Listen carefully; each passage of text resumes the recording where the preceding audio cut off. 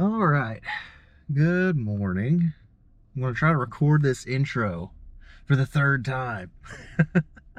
um, I got a text and got distracted. But anyway,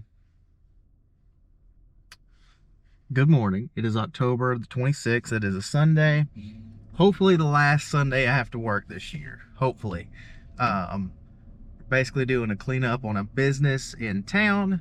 And they don't want all the noise and stuff during business hours when they're working with patients, which is understandable. So my options are to go at 4 when they close or weekends. The days are a little bit too short for the project I've got today.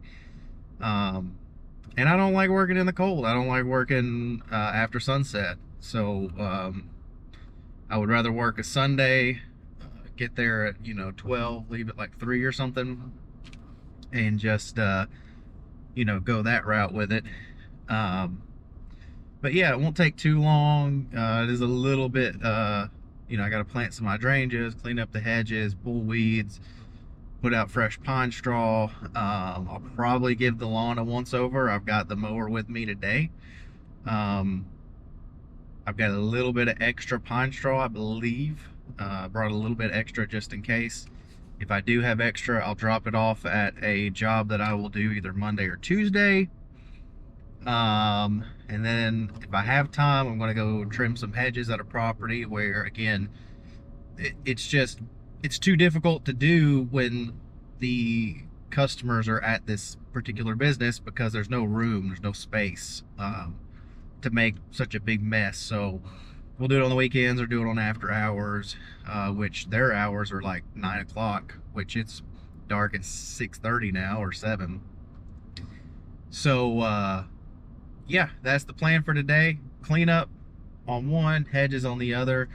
The one I do hedges on will come back out I think Saturday of this upcoming week, and I'll do a fresh coat of mulch, and they're going to be done for the year except for mowing. They're going to have leaves to clean up, so it'll be a nice little break after all this is done.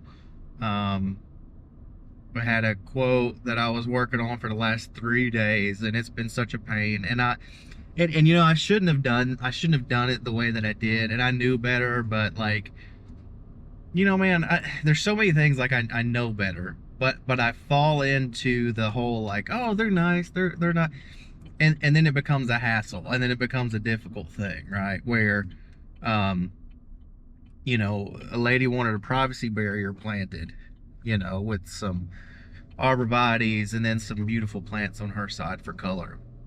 And then the neighbor came over when we were talking about it and said, oh yeah, we want that too. We'll pay for the trees actually. It's like, okay, cool.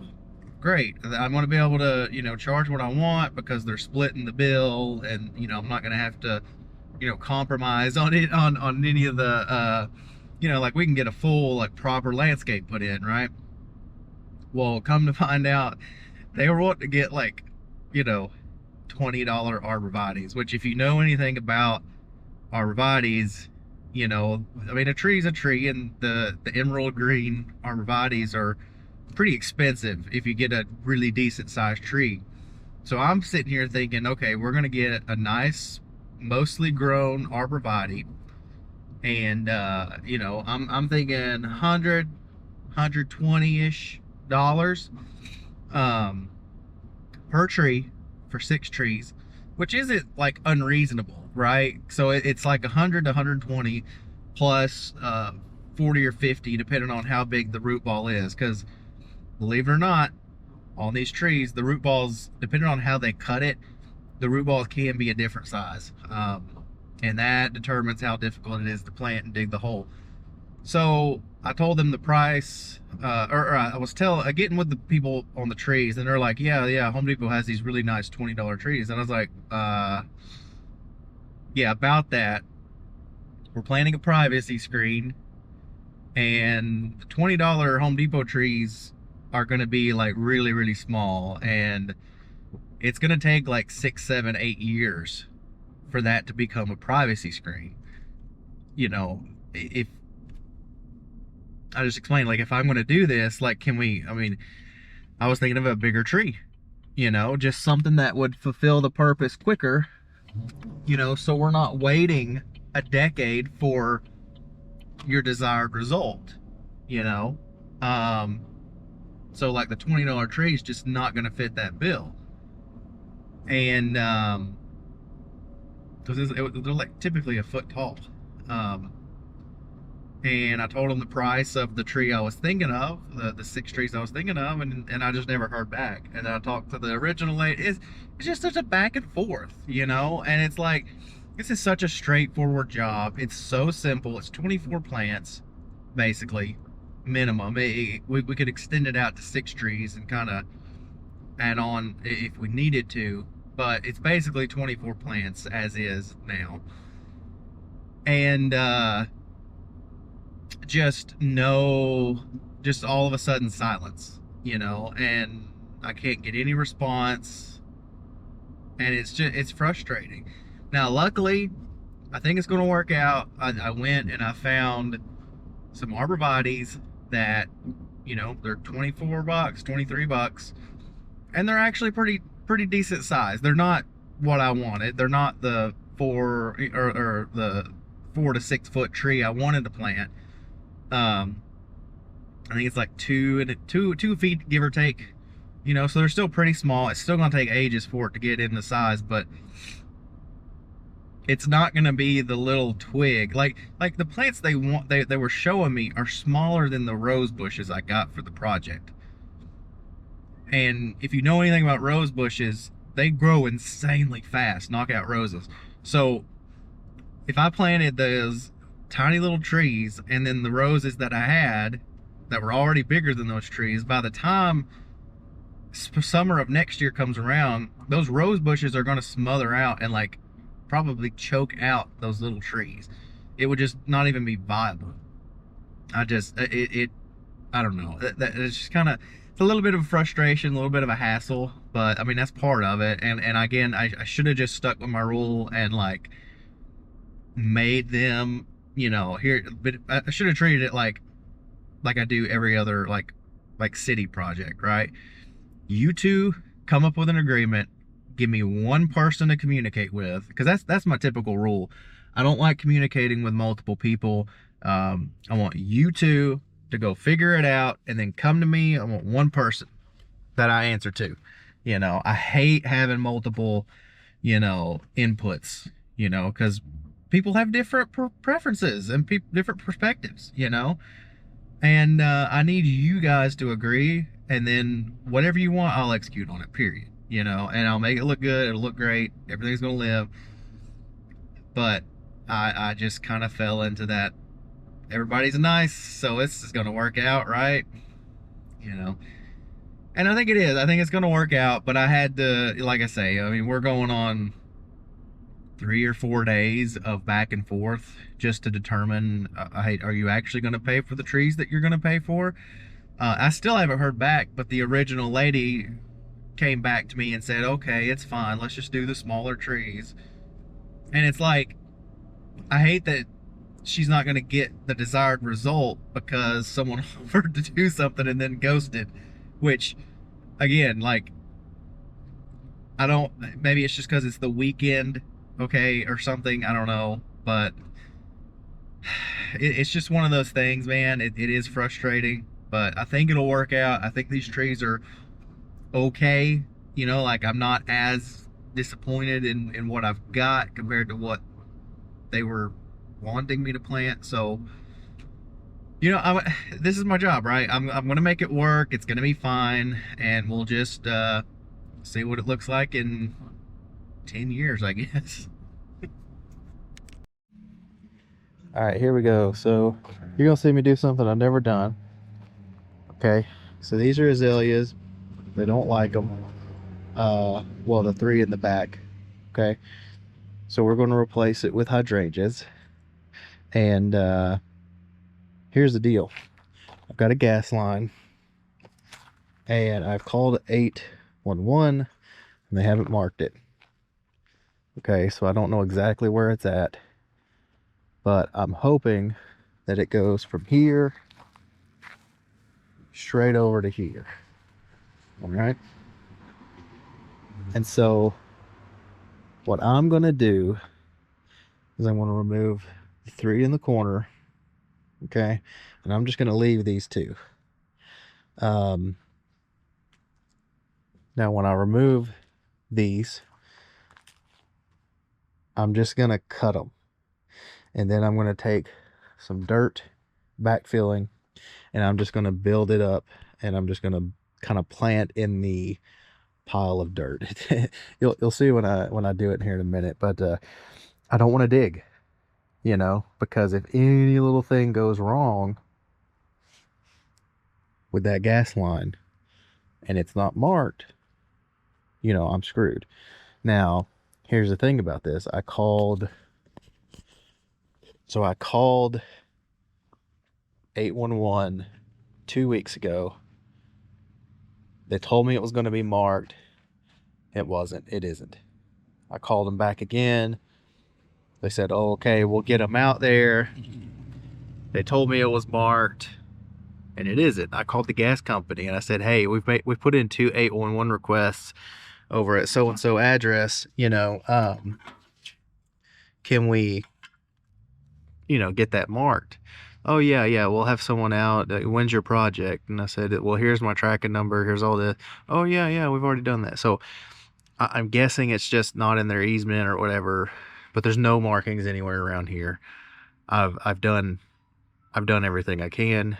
The unfortunate thing is there's no markings, so I can't just dig, you know. Now maybe someone else knows, but maybe since I have my ticket in and they've got it quote unquote marked, maybe it is fine for me to dig. I don't know, but if there's no markings, I'm not going to dig, and I'm just gonna have to explain, like, you know, I did what I could to get your hydrangeas in. Like, there's hydrangeas now, you know, and that's sort of, my hands are tied with it, you know. But let's get in here and let's cut these down. I've got a bunch of dirt here that will mix a little concoction up that'll hopefully give these hydrangeas the best chance of success. And frankly, I'm almost wondering if there's even drainage issues, because this slopes down anyway, so it needs to be built up. So let's get into it.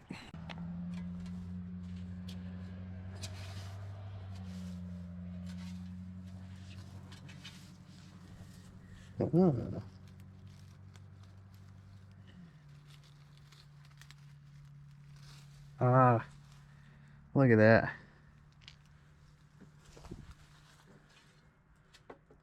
Please tell me it's that easy. Oh,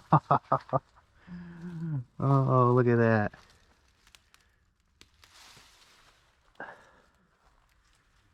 All right, check that out. I'll take these home.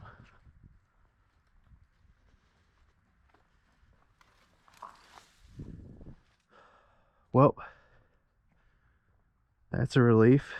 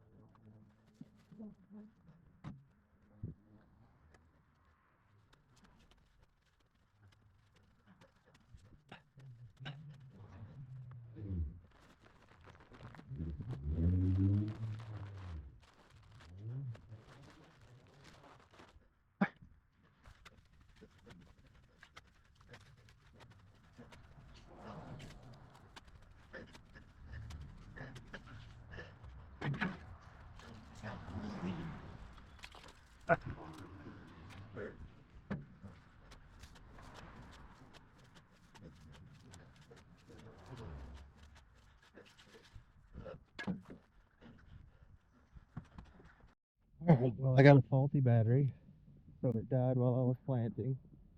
Kind of glitched out. But here it is, all planted.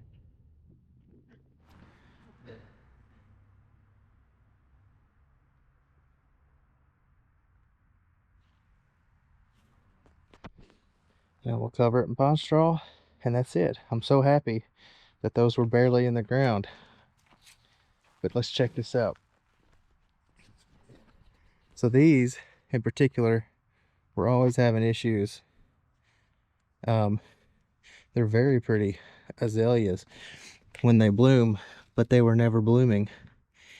Indica formosa. Now, these azaleas, you can see the yellowing and how thin they are. These azaleas are the same as a couple that are on the other side of the building. We're just gonna walk over real quick. I might not even have to mow. So that's the same thing right there. And you can see how full and colorful these are. See if I can find their tag. Yep, here we go. Yep. So Indica formosa. So these are the same plant, and just look at how full and lush they are. And now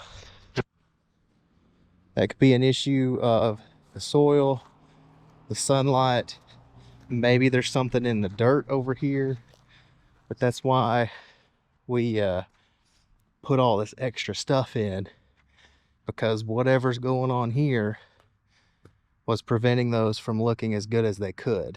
And just another reference here, you can see these are not as full.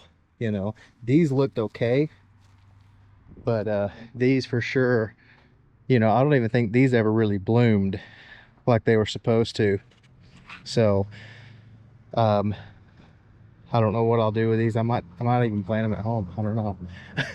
Because I really love this variety of azalea, but it just wouldn't work here. So that's why we added all this stuff.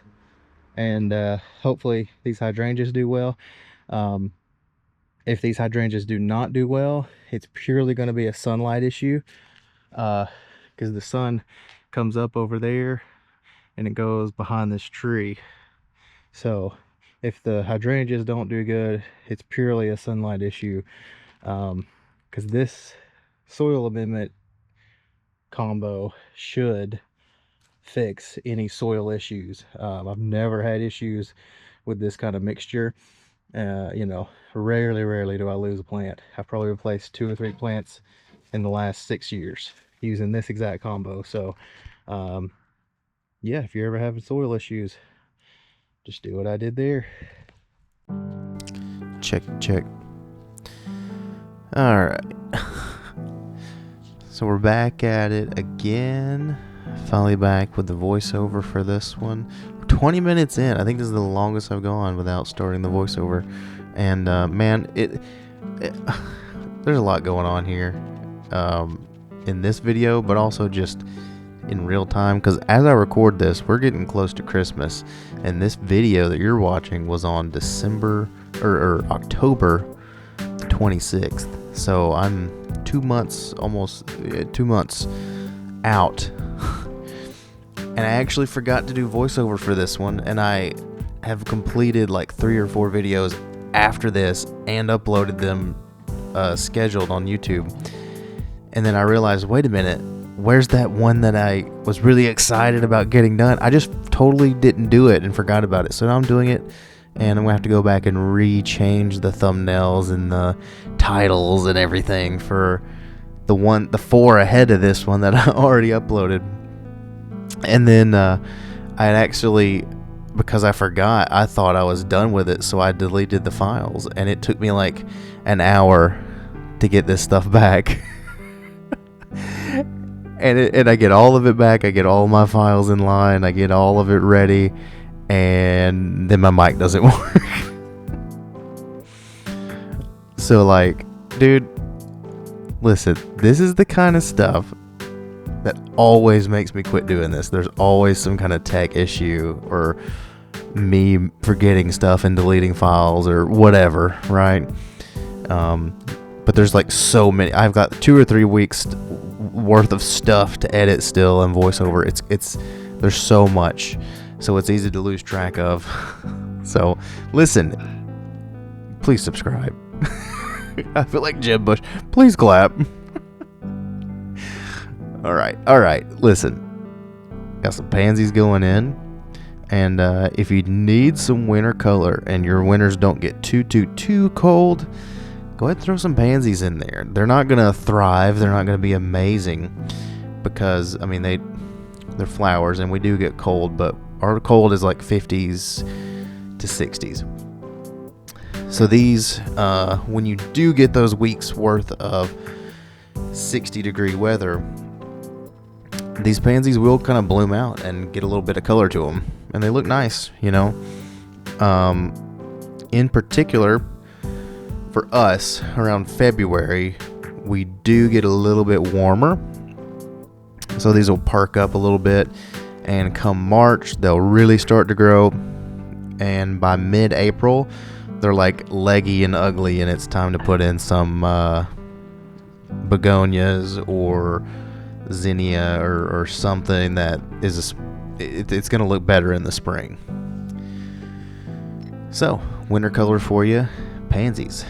Can't really go wrong. I don't know about other climates, but at least where we are, pansies in the winter, I think that's pretty much your option. You might be able to do some Dusty Miller, but it's just not. It's just kind of sit there. I like Dusty Miller, but you have to really be careful with it because the stuff spreads like crazy, and if you don't keep it trimmed, it grows like crazy fast, and it does not look good once it's, you know, thickened up and hardened.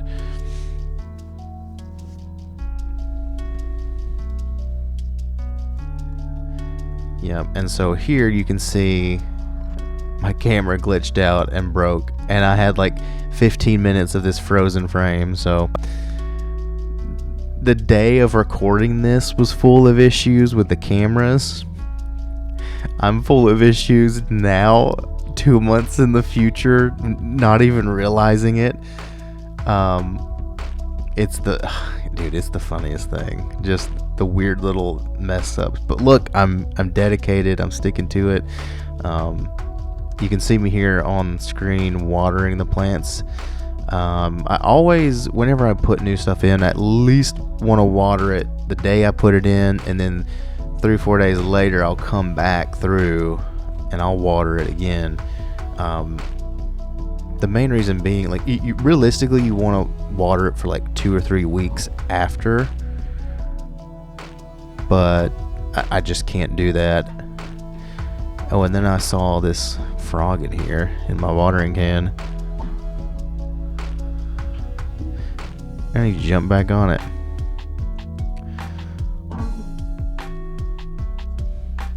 But yeah. Water, super important for at least the first week. I pretty much get away with watering it the day of, and then I'll come back, like I say, 3, 4, 5 days later, whatever, within the week, and I'll water it again. And those first 2 waters that I do, I water the heck out of them just to make sure that moisture is going to stay. Now, one thing I will say, in the summer you might have to do that a little bit more just because it is so hot.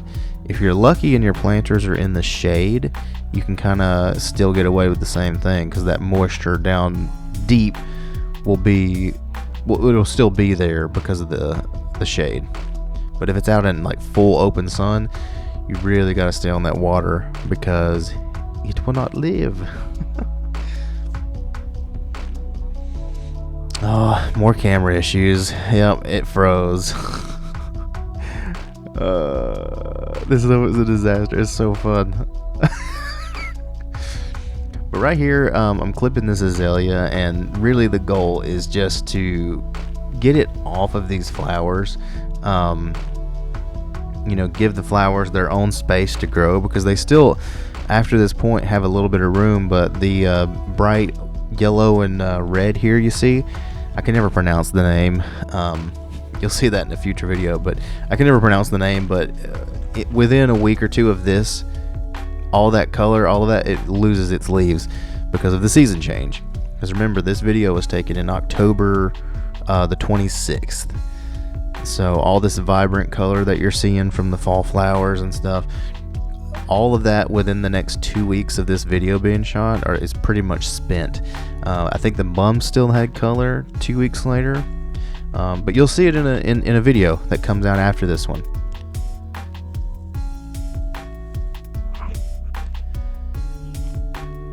But basically, we're just like I say, giving those plants their room, taking them off of the building. One of my pet peeves is plants that are, kind of grown into the building. And I always like to just kind of shape up the bottoms, clean them up a little bit, make them look, if you shape up the bottoms, the backs on the side of the house, and then around any other plants, for me, it just makes the plants feel more full. I don't know how to describe it any better than that, but it just, even though you're taking out more, it just makes it feel more separate. I don't know how to describe it better. So here we are doing one of my favorite things, which is pruning the roses. And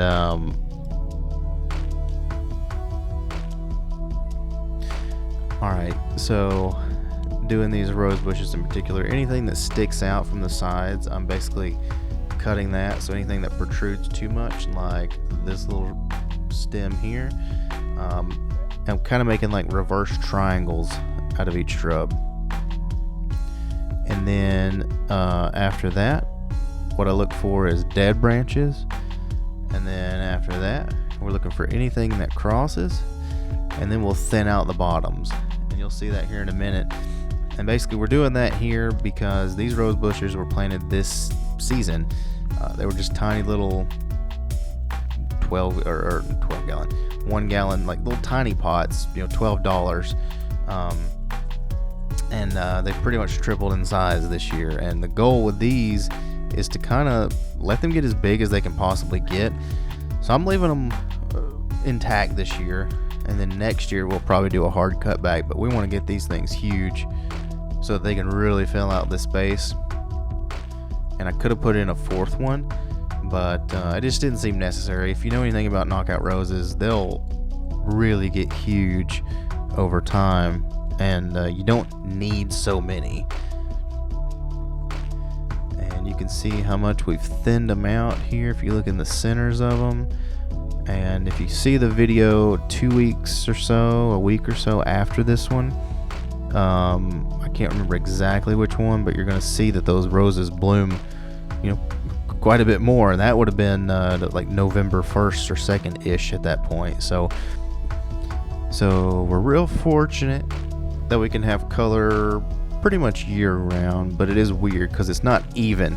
Once October hits, like certain things start to die off. You can definitely tell it's a fall transition, right? Because some things are vibrant and nice, like some of the flowers around the mums on this property and the roses, and then other things are kind of slowly dwindling and going out, and you can definitely tell there's that transition period there.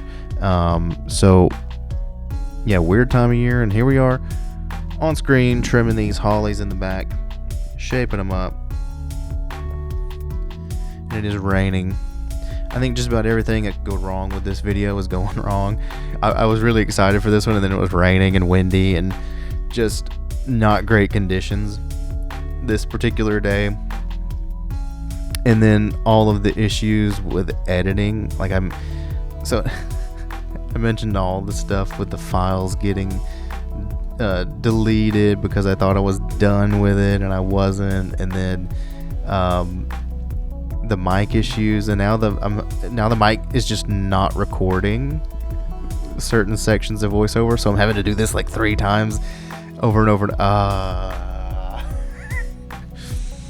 It's listen, days like these, I'm telling you, this is why people don't do videos like this, because it's difficult and things happen, and this is just, I know it's gonna sound like complaining, but this is just the reality of like doing this kind of stuff, and why a lot of people will never ever do videos like this in depth.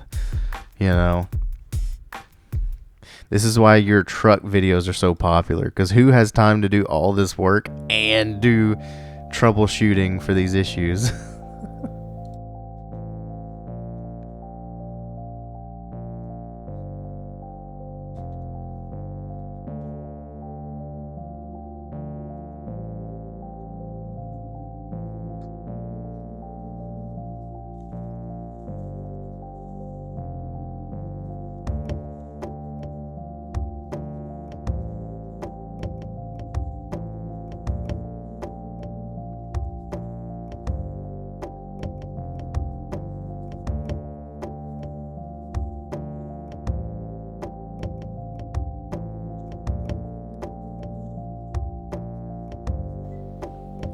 So a couple things to note whenever I do my pine straw.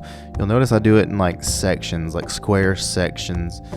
Like right up to this shrub is a section, and then we'll move on to the next little chunk or block there. The reason I do that, I start from the back and I work all the way to the front in these little squares, is just, if I started in the front and then walked all the way to get the next bale, I would be stepping on the freshly laid stuff. And then you can look around all these little plants here, like the thin stuff. I have to pull back and tuck, and I walk all the way around it. And that's just going to ensure that you get plenty of pine straw around each and every plant. Certain plants, you can just give it a real, forceful throw, and it'll cover the bottoms just fine. But certain things, you have to kind of pull back and really tuck it underneath the plant by hand. And you'll see me do that here with this false cypress here. Just kind of tug it under, and it gives it a better look too. You guys have a hole drill? Like an auger? You do that too? Yeah. Are you trying to do? I'm gonna have to be a butch fence. Oh, there. okay. And then drill like, I would say 40 to 50. Okay. All right, so that was a random person who was stopping to ask about a planting job. Basically, they're building a property and they were wanting like 40 or 50 arborvitaes put out as like a fence hedge. I did not end up taking on that job.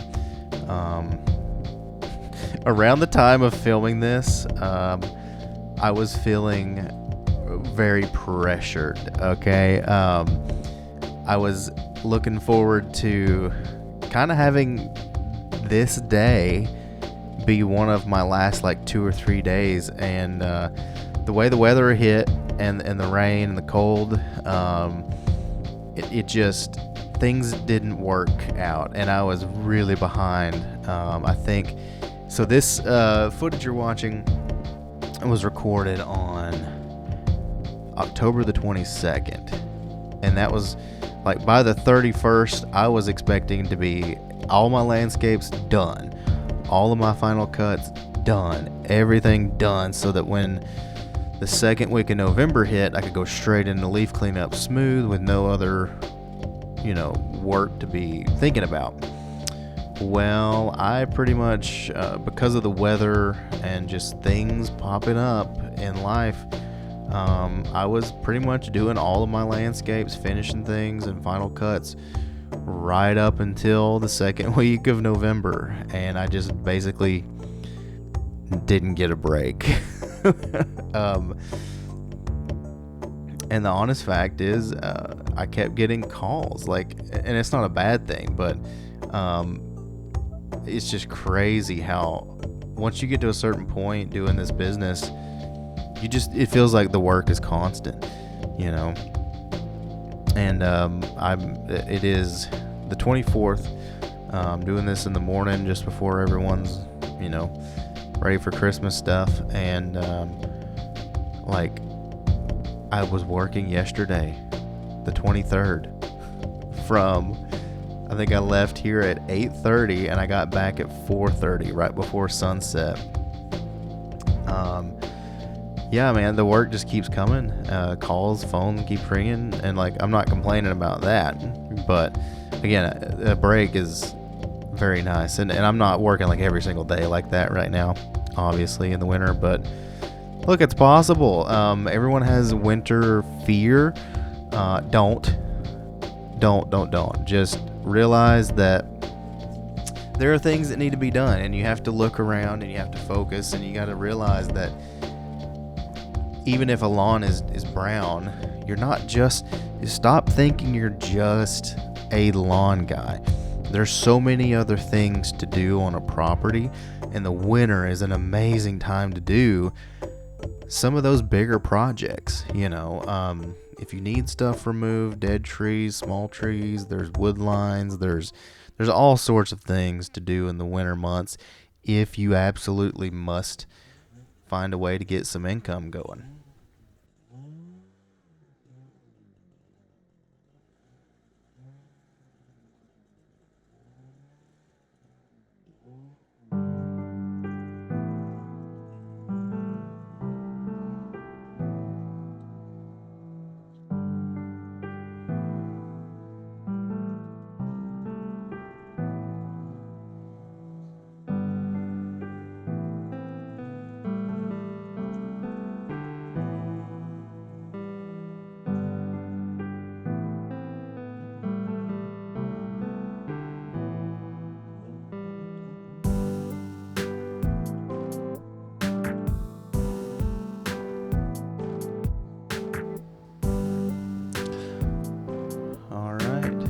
So we're blowing out the pond straw, tucking it, and this particular one, we're giving it a little extra attention just because it is raining. It was a little windy out that day. I was rushing, just to be honest, with laying the pond straw, so it's not quite the right thickness or whatever, the overhang. But also because of the wind, what you're going to see me do here in a little bit is basically pack it down with a rake, and then I'll even tuck it with the shovel. And if you ever want a way to make your pond straw look extra sharp, when it's up to concrete like this, you can use the shovel like I'm doing here. If you're on natural bed edging, it looks really good to take the shovel like this and pack. It just really makes it sharp. Adds a little bit of time, but it's really worth it when you look back and everything is just crisp. You can't really do that with a blower. I know a lot of people think they can, but I don't know if the camera isn't gonna pick it up or whatever. But I know a lot of people are gonna hear me say that, and they're gonna be like, "Oh, I can do it. You just don't know how to use a leaf blower." It's like, yeah, I do. It's just, it is different. And again, when you see it in person, it's different. Trust me.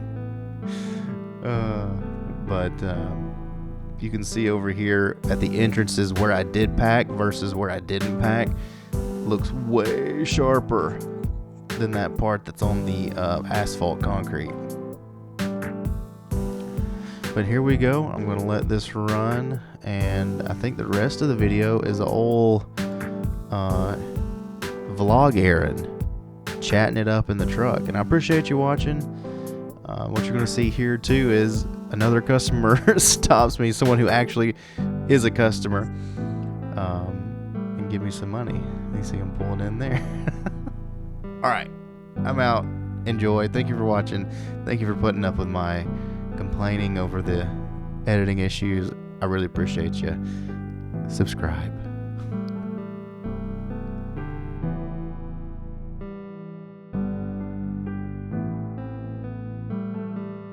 Alright, there we go.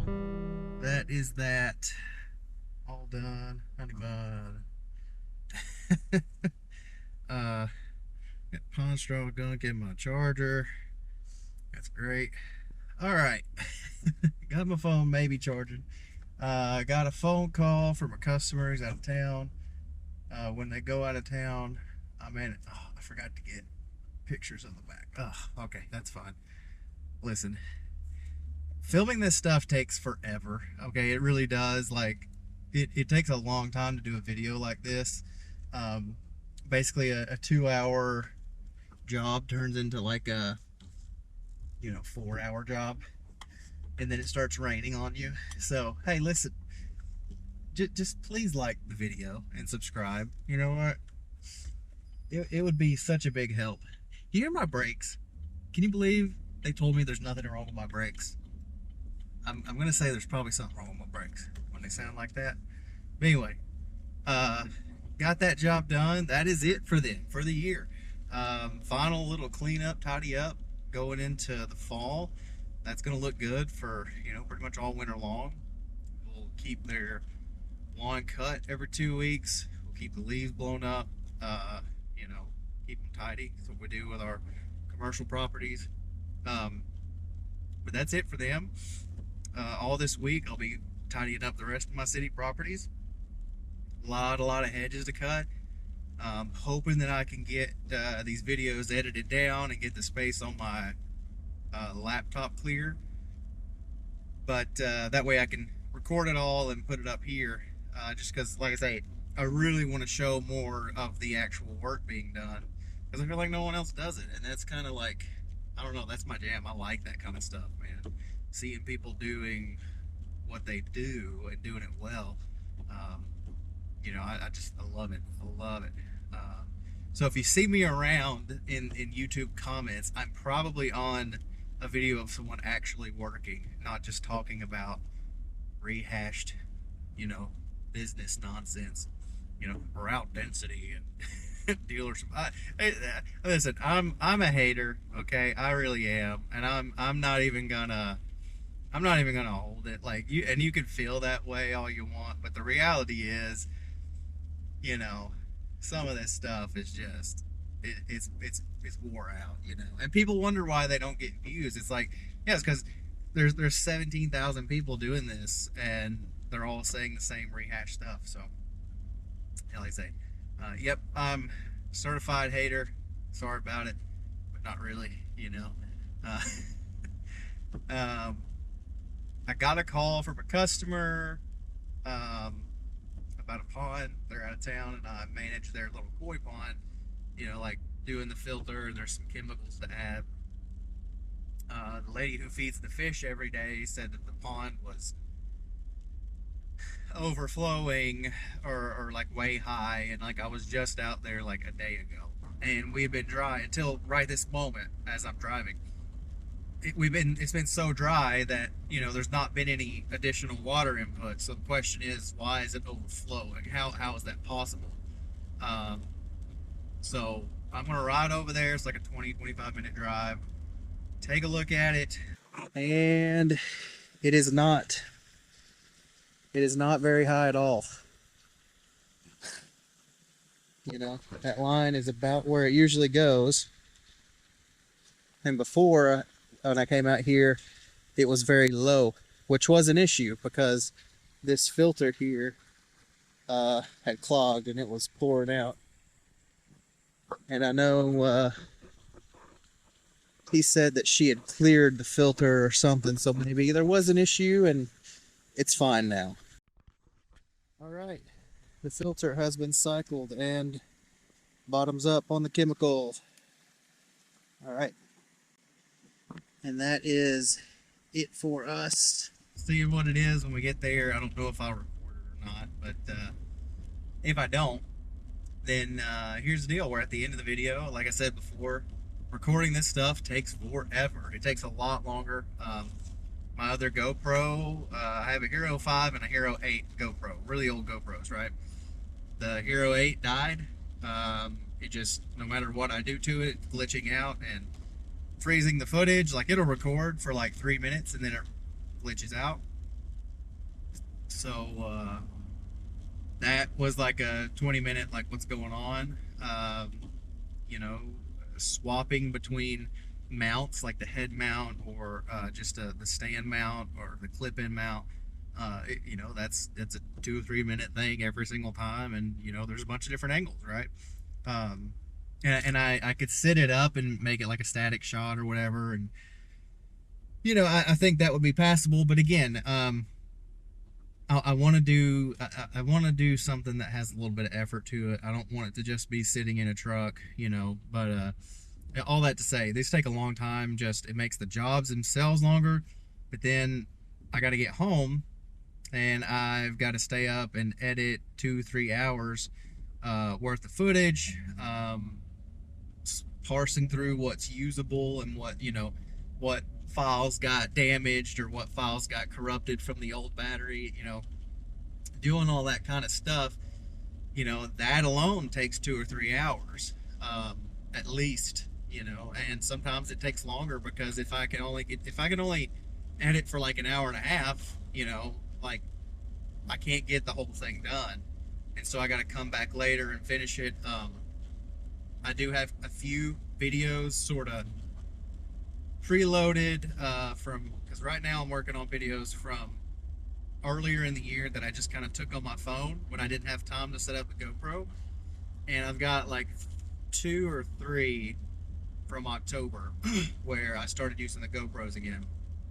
And now that the GoPro 8 is, I'm gonna say, officially dying, because again, the videos are freezing and the batteries are draining it instantly. You know, I put the same batteries in my Hero 5, which is what you're on now, and the batteries last way longer. Like, it's kind of crazy. Like, if I had known more specifically that it was just a faulty GoPro, you know, I've been swapping batteries out constantly, it feels like.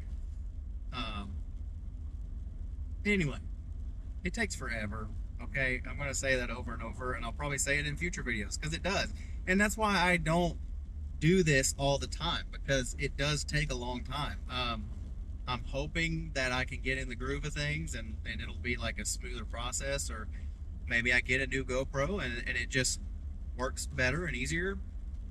But it takes a long time, and I have to relive the same day like multiple times through editing, right? So like I say, this I'm trying to do something with a little bit of effort here.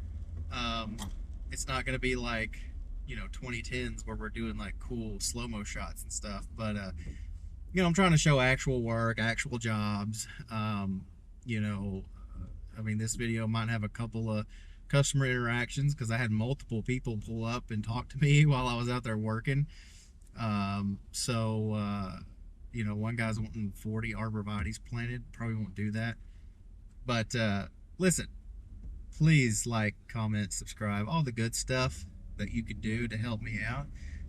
If you have questions or something you want to see, go ahead and leave a comment. I'm thinking about doing some review videos on equipment.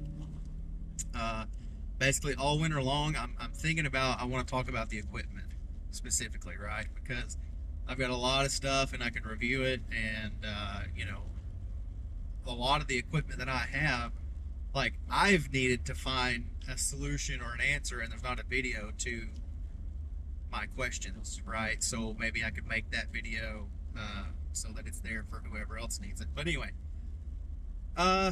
yeah, man, long day.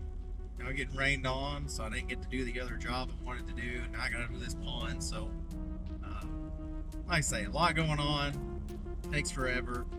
Please like, comment, subscribe, do all the good things. And comment the word hydrangea, because we planted those hydrangeas. If you made it this far, you're awesome. Might be a little crazy, but I think that's okay.